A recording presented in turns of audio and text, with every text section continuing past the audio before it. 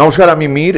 সমকাল সংবাদকে আমার তরফ থেকে অনেক অনেক শুভেচ্ছা। সারা বছরের জন্য, সারা জীবনের জন্য আপনাদের দর্শকদের আমার তরফ থেকে অনেক শুভেচ্ছা আর অভিনন্দন। ভালো থাকবেন সবাই।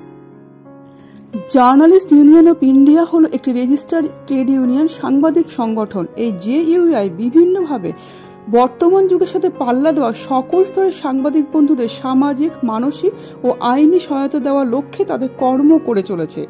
এদিন কলকাতা প্রেস ক্লাবে সংগঠনের বার্ষিক অনুষ্ঠান উপলক্ষে এক সম্মান প্রদান অনুষ্ঠান ও সহ প্রবীণ ও নবীন মিলন উৎসবের আয়োজন করা হয়।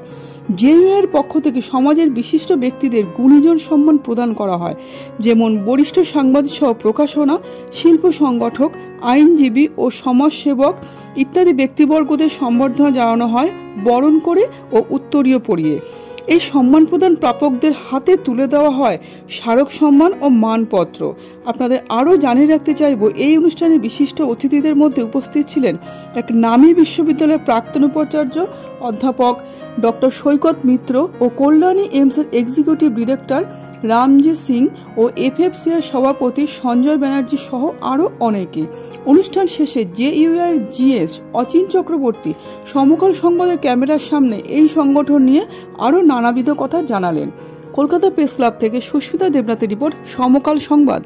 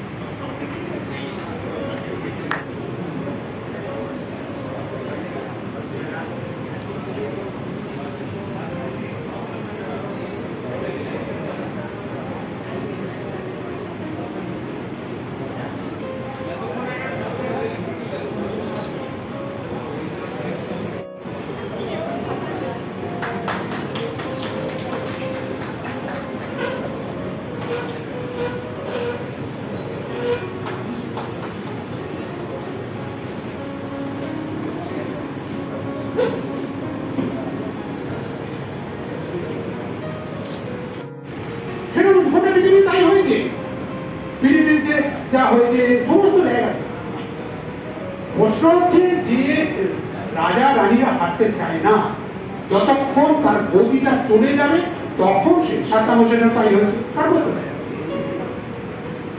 আমি বাংলাদেশে বেশি কিছু বলতে না, বাংলাদেশে হাসিনা যে জিডিপিটা তুলেছে কিন্তু কারাপশন খেয়ে নিল তার ফলে আজকে বাংলাদেশ যে জায়গায় যাচ্ছে, আগামী দিনে বাংলাদেশের অবস্থা পাকিস্তান থেকেও খারাপ হয়ে যাবে। তাদের জিডিপি মারাত্মক নামতে শুরু করেছে। তাই ভবিষ্যতের শান্তি বাণী দিয়ে শেষ করছি। ওম সহনা ভবতু সহনা ভুনক্তু সহ বীর্যং করবাবহৈ তেজস্বিনাবধীতমস্তু মা বিদ্বিষাবহৈ। ওম সহনা ভবতু সহনা ভুনক্তু সহ বীর্যং করবাবহৈ তেজস্বিনাবধীতমস্তু মা বিদ্বিষাবহৈ।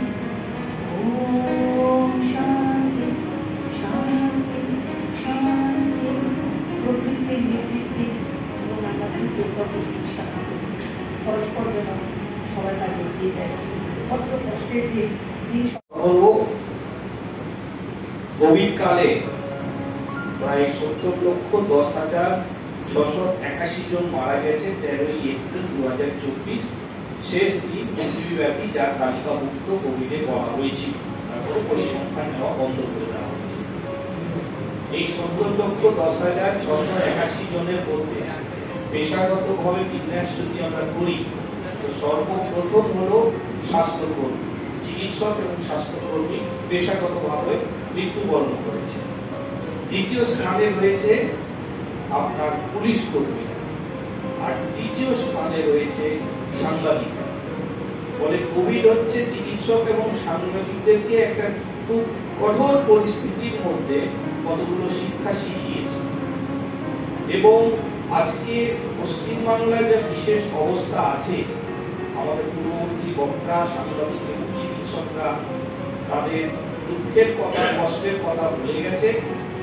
সেখানে আমি শুধু একটি কথা বাড়তি বলতে চাইছি, এবং এর জন্য আদালতে পৌঁছানো এবং আদালত থেকে রক্ষা কবচ নেওয়া আমাদের জন্য গুরুত্বপূর্ণ একটি জায়গায় দাঁড়িয়ে যায়।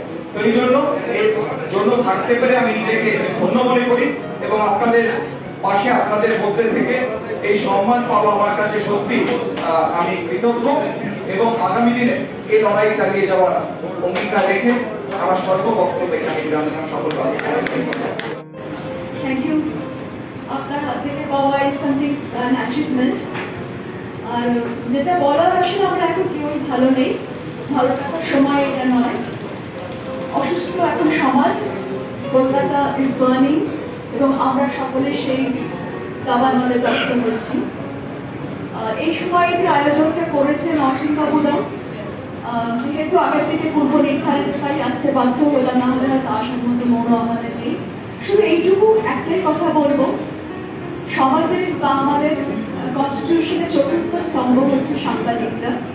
সাংবাদিকরা আমাদের যা দেখান, যা পড়ান, যা শোনান, আমরা তাই দেখি, তাই পড়ি, তাই শুনি। তাদের কাছে আমার রিকোয়েস্ট রইল, বিনীত অনুরোধ রইল, যারা সঠিক বার্তাটাই তারা আমাদের কাছে দেখান, শোনান এবং পড়ান, এবং ইন্সপায়ার করার একটা কাজও তারা করতে পারেন।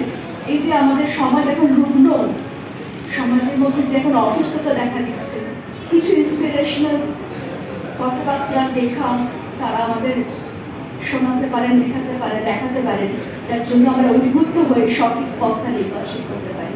ধন্যবাদ। আমাদের সময় আমরা যে সাংবাদিকতা করে এসেছি, আজকালকার দিনে যে সাংবাদিকতা চলছে তার মধ্যে এবং আমি জোর কথায় বলতে পারি, অনেক কষ্টের মধ্যে দিয়ে, অনেক সংঘর্ষের মধ্যে দিয়ে আমরা সাংবাদিকতা করেছি। তাই আজকে জেনারেশনকে বলবো সেই জায়গাটায়, সেই ভাড়াটাকে ধরে রাখতে, এবং পুরনো যারা আছে তাদের সঙ্গে